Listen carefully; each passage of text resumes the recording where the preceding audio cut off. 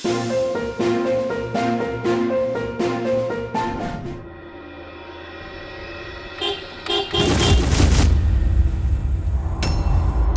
Segitiga melahirkan plot pembunuhan berencana.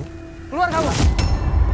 Seorang pengusaha emas ditikam membabi buta. Sang eksekutor ternyata pacar gelap istri korban yang gila harta.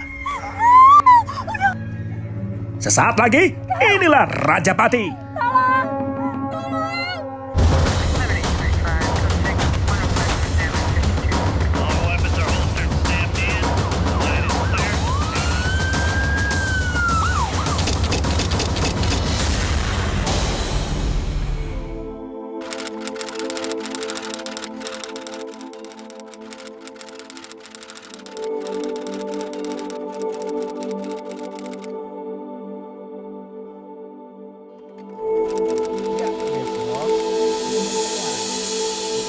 Alkisah di kota Jayapura, Papua, ada cerita mirip dongeng Cinderella ketika seorang pengusaha toko emas yang kaya jatuh cinta pada seorang gadis belia nan sederhana.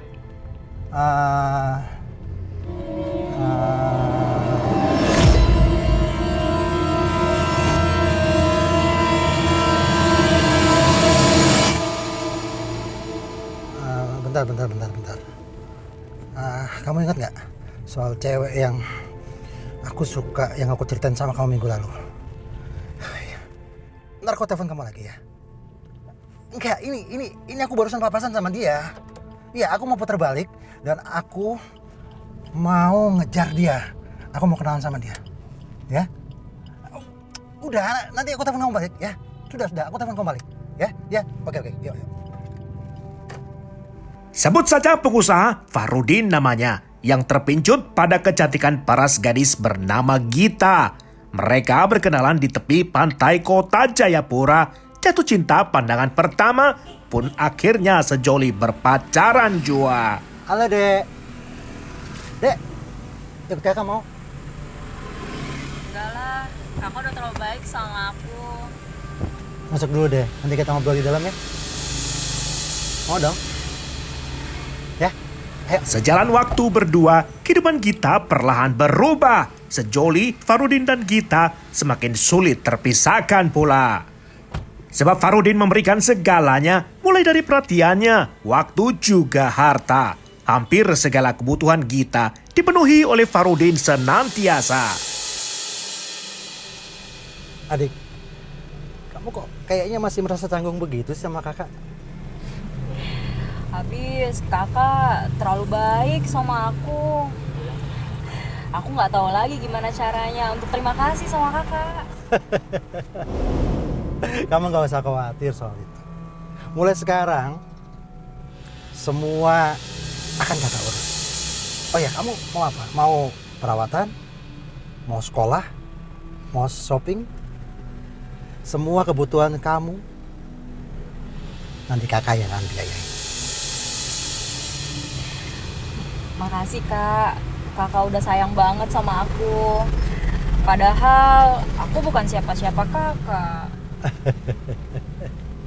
Kalau memang adik sudah sayang sama kakak, kakak akan terima adik apa adanya. Dan kalau memang adik serius sama kakak, kakak juga pengen segera menikah sama adik.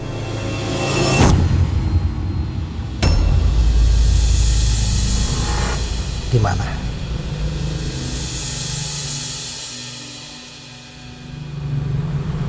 Iya, aku mau.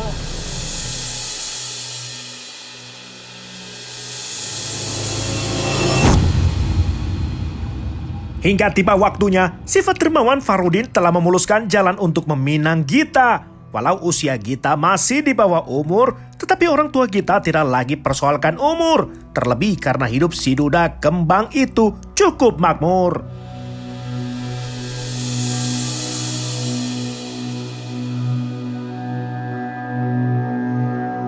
Rumah tangga Farudin dan Gita berjalan rukun bahagia. Walau tidak dikaruniai anak, sejoli pun mengangkat seorang anak. Kesibukan pria asal Enrekang, Sulawesi Selatan itu berdagang emas. Farudin adalah seorang pekerja keras.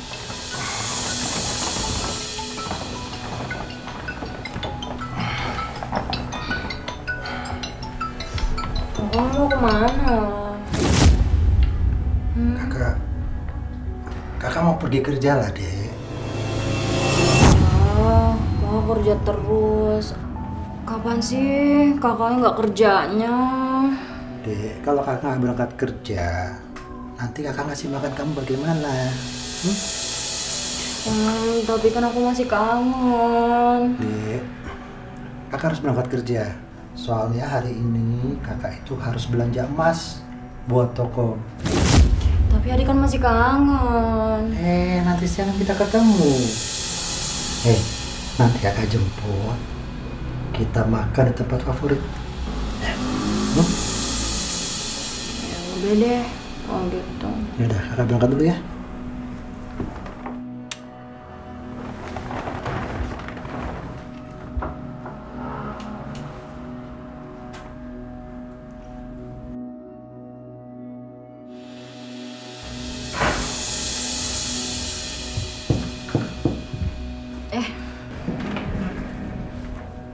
Ih, kamu mah kebiasaan. Baju masih pada berantakan. Kan ada kamu. Yaudah, minum susunya. Ya. Kamu nggak minum? Enggak, kan kamu yang mau kerja. Aku minum dulu ya.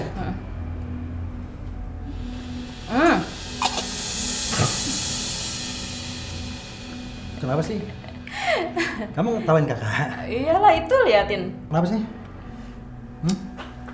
Ini loh, ya ampun, karena kecil banget sih. Belepotan ini. Dasar. Udah gak ada lagi? Dek, ini ada uang 500.000 buat kamu beli sarapan. Iya. Cukup kan? Cukup kok. Iya, Kak. Ya udah kalau gitu kakak berangkat kerja dulu ya.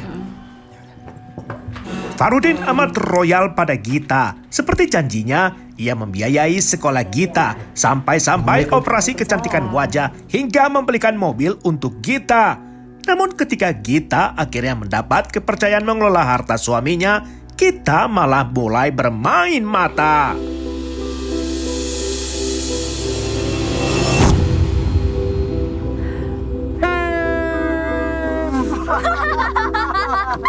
Selamat tahun baru, Jayapura! Di puncak kebebasan, kita mulai lupa daratan. Berawal dari perkenalan lewat sosial media, kita mulai berkencan dengan sejumlah pria. Salah satunya Mahdi Mebran, warga negara Afghanistan. Maka matanglah niat perselingkuhan. Awalnya, pertemuan rahasia mereka berlangsung di sebuah hotel di distrik Jayapura Utara, Papua. Mereka berkencan melewati malam pergantian tahun baru 2021. Diam-diam tanpa Farudin tahu. Sementara Gita mengaku lajang belum menikah, Mahdi pun percaya saja.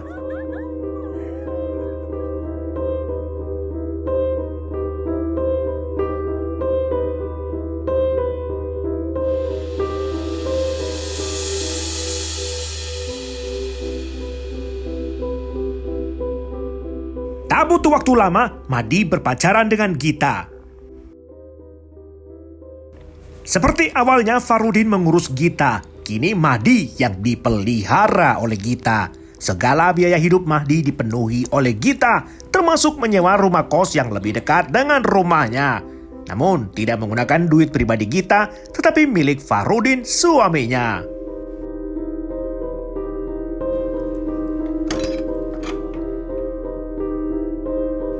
Hidup Mahdi di kota Jayapura kini menjadi lebih mudah. Selain menyewakan rumah kos 3,5 juta rupiah, kita memberikan uang bulanan 1 juta sampai 15 juta rupiah pula. Uang sewa mobil 11 juta rupiah. Bahkan kita membeli sebuah sepeda motor sport untuk Mahdi seharga hampir 50 juta rupiah.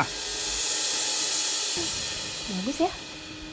Terlebih ketika Farudin di luar kota, Gita menguasai harta juga tabungan Farudin semakin leluasa.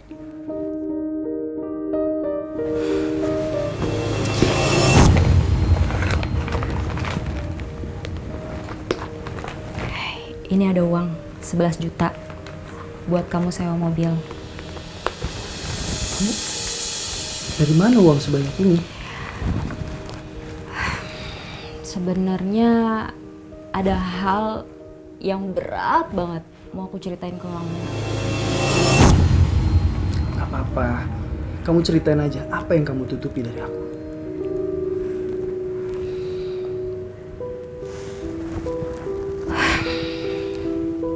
Sebenarnya aku udah nikah. Perlahan Gita mulai pandai mengelola asmara. Ia mulai mengembangkan sebuah cerita agar Mahdi tidak mengganggu rumah tangganya. Sebuah skenario untuk rencana Gita selanjutnya. Nikah? Iya. Jadi dulu bapakku ini main kasino. Dan dia kalah 90 miliar. Banyak banget. Itulah, bapakku udah jual semuanya. Yang kesisa itu cuma toko emas. Dan sisanya dia jual aku ke seseorang seharga 16 miliar. Itulah sebabnya aku dipaksa untuk nikah sama dia. Ya? Iya. Jadi pernikahan aku ini hanya sebatas kerja aja untuk melunasi hutang-hutang bapakku. Itu sebabnya. Masalahku adalah aku takut kamu tinggalin aku. Karena aku cintai kamu. Aku sangat cintai kamu. Aku juga sayang sama kamu. Justru itu kamu harus hati-hati sayang. Terutama pada saat kita lagi jalan bareng. Karena aku ngerasa kalau dia udah di Jayapura. Dan aku juga punya feeling kalau dia ngikutin aku. Kita harus bagaimana, sayang? Ya kita harus jaga rahasia. Bahaya kalau dia sampai tahu kita nih pacaran. Dia tuh mafia. Dia gampang nyuruh orang buat bunuh kamu, ya kan? Baik, sayang. Kita harus hati-hati. Mahdi seolah terbuka matanya. Ia tidak menyangka terjebak dalam hubungan asmara penuh masalah. Sejak itulah Mahdi mau melakukan apapun untuk Gita.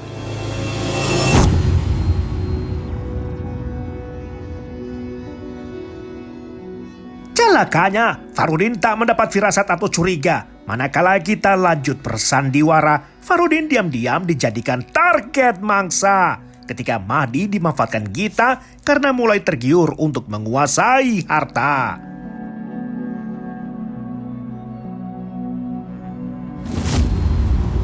Siapa laki-laki itu? Oh itu karyawan toko emas aku. Namanya Fahrudin. Jadi dia yang akan dibunuh? Iya, dia yang jadi suami aku. Aku tuh benci banget sama dia. Asal kamu tahu ya, aku tuh sering banget dimaki sama dia. Bahkan aku sampai dibilang cewek bayaran. Kamu kan bisa bercerai sama dia. Gak perlu dibunuh. Gugat cerai aja. Gak akan bisa. Aku udah coba segala cara. Tetap aku gak bisa cerai dari dia. Karena aku bisa kehilangan segalanya. Gita terus meyakinkan Mahdi bila Farudin itu sungguh layak dihabisi. Gita pun tak mau ambil resiko pula jika Mahdi mendadak merubah pikirannya. Ingat ya Mahdi, kamu udah tahu semua rencana aku. Kamu orang yang paling aku cintai. Kalau kamu takut atau kamu mau pisah dari aku, kamu jahat sama aku. Aku bisa lebih jahat lagi.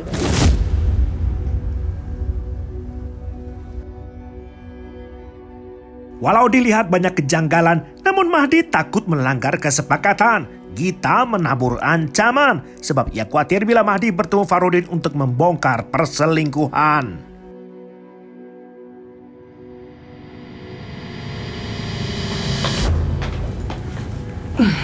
Dari perencanaan, kini berlanjut soal pelaksanaan. Ini yang kau minta. Punya suami aku. Kamu jaga ya baik-baik. Ini untuk apa? Ya buat jaga-jaga diri kamu lah. Karena kayaknya hubungan kita udah ketahuan.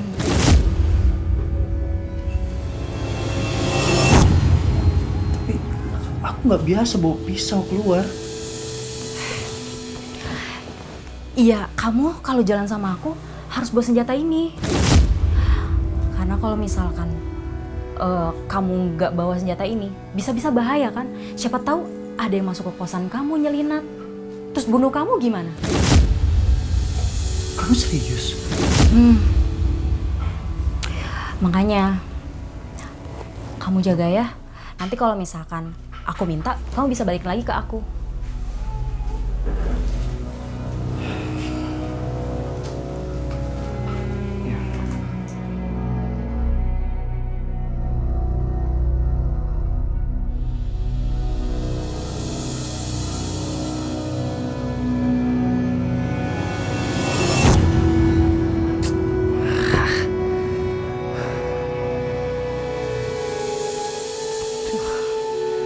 Kalau begini, aku udah mulai nggak nyaman. Lebih baik aku kabur ke Jakarta atau aku pulang aja ke Afghanistan. Lantas Mahdi menyadari bahwa kini sudah terlambat bila ingin mengakhiri hubungan dengan Gita. Mahdi seperti diperbudak oleh cinta. Lantas ibarat kerbau dicucuk hidungnya, Mahdi rela mengikuti skenario yang disutradarai oleh Gita. Mahdi pun menyodorkan beberapa cara, mulai dari lewat racun, jasa santet dukun, hingga merampok toko emas Gita sekalipun. Namun semua rencana tersebut malah disabotase oleh Gita sendiri, sebab Gita memiliki skenario tersendiri.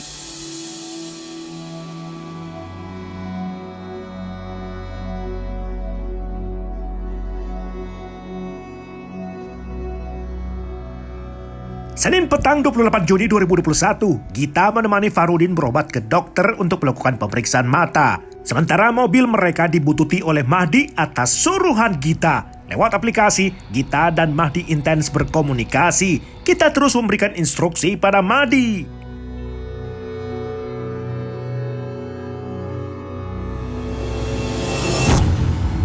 Mahdi terus membuntuti sedari siang hingga malam hari. Setibanya di sebuah mal di Jalan Samratulangi, kita baru bisa bertatap muka dengan Mahdi.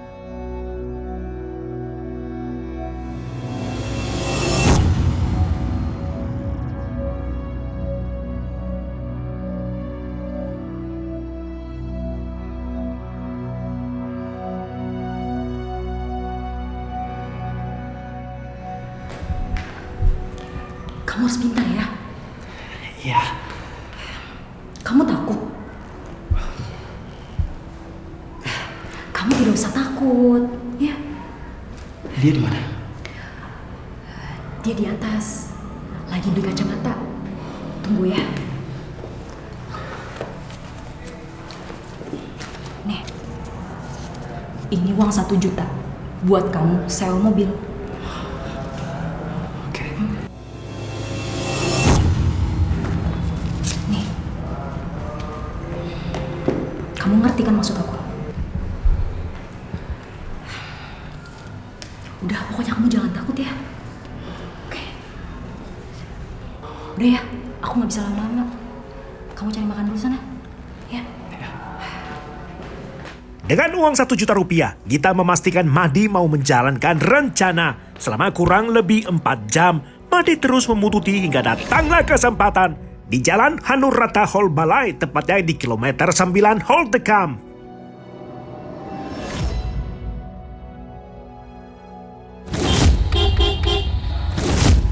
Siapa sih, Dek? Gak tahu. Masa kamu nggak tahu sih? Enggak, ya udahlah. Mungkin salah jalan kali. Udah, kamu fokus aja nyetir. Situasi semakin panas ketika Mahdi tiba-tiba tancap gas.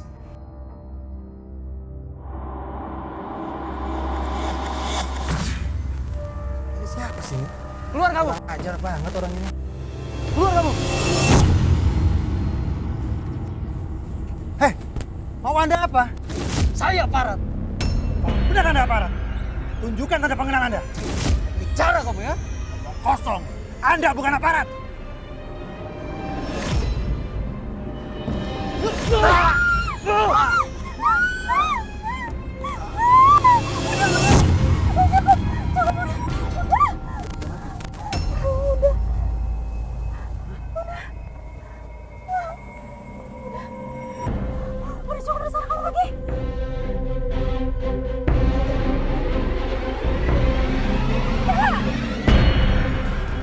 Situasi di luar dugaan, Gita panik ketakutan. Sebagai pengalihan, lalu Gita spontan merekayasa cerita bahwa telah terjadi perampokan.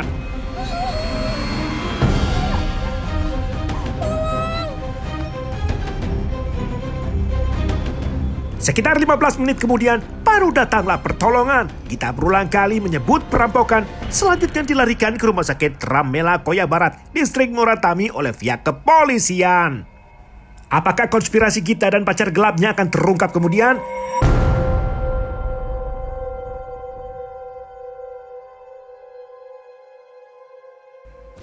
Pasca peristiwa, hasil temuan penyelidikan Satreskrim Polresta Jayapura malah meragukan keterangan saksi korban Gita. Untuk persoalannya, perampok tidak mengambil barang-barang berharga, hanya tas Gita saja.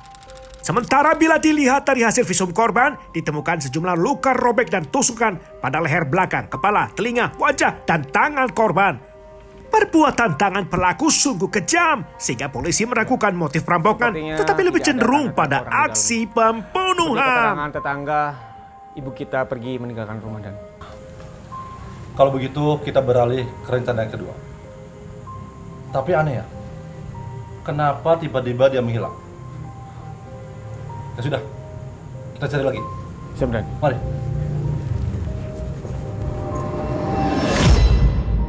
Duduk perkaranya, barang bukti sebuah rekaman video kamera CCTV dari sebuah apotek di Jalan Ahmad Yani, Kurabesi, Jayapura Utara, menguak misteri di balik peristiwa.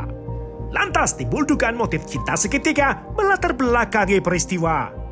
Tampak pada pukul 7:30 malam waktu Jayapura, Farudin ditemani Gita tiba untuk memeriksa mata pada dokter spesialis mata. Lalu setengah jam kemudian, tampak seorang pemuda yang mengendarai minibus hitam menyusul masuk ke dalam.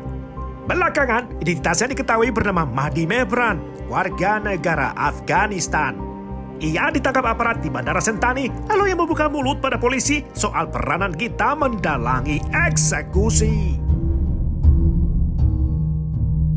Berdasarkan pengakuan Mahdi, posisi Gita lekas diketahui. Polresta Jayapura pun langsung mengerahkan satu tim polisi untuk menjemput paksa Gita kembali.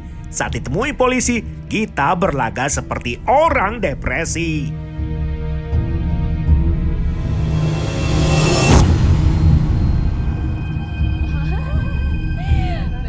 Keberadaan Gita diketahui bersembunyi di kampung halaman Farudin di desa Tirowali di Kecamatan Baraka, Enrekang, Sulawesi Selatan. Demi menghindari pertanyaan penyidik, Gita berpura-pura depresi. Sayangku, bebekku, kamu kemana? Aku kangen kamu. Mohon ya Pak, jangan tangkap anak saya. Saya mohon Pak.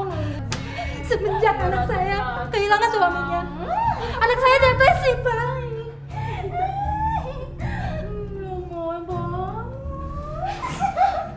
Bentar, Ibu. Maaf, kami hanya menjalankan tugas Ibu untuk membawa ibu kita ke Jayapura. Soal keselamatan ibu dan anak, kami akan menjamin. Nggak bisa Pak. Tolonglah Pak. Ibu tenang saja, nggak usah khawatir. Kami akan tangani ibu kita dengan baik. Ada tim dokter dan psikolog dari unit pelayanan perempuan dan anak Polda Papua. Jangan bawa anak saya. Mohon Pak. Kasihan cucu saya Pak. Permisi. Jangan dibawa anak saya. Tolong. Pak, jangan dibawa anak saya. Ibu tenang. Pak, Ibu tenang. jangan bawa anak saya. Tenang, Bu. Ya, kita jalan-jalan. Jangan ambil anak saya. Upaya membawa Gita kembali ke Papua dilakukan secara paksa. Polisi tak mau gegabah. Gita dibawa untuk pemeriksaan selanjutnya. Pak, jangan bawa anak saya.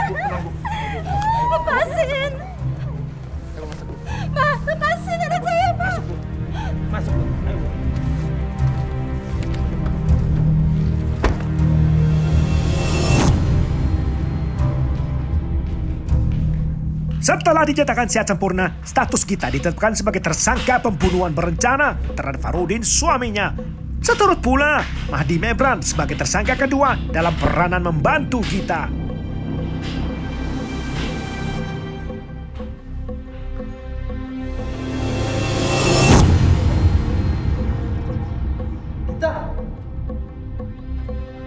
Gita!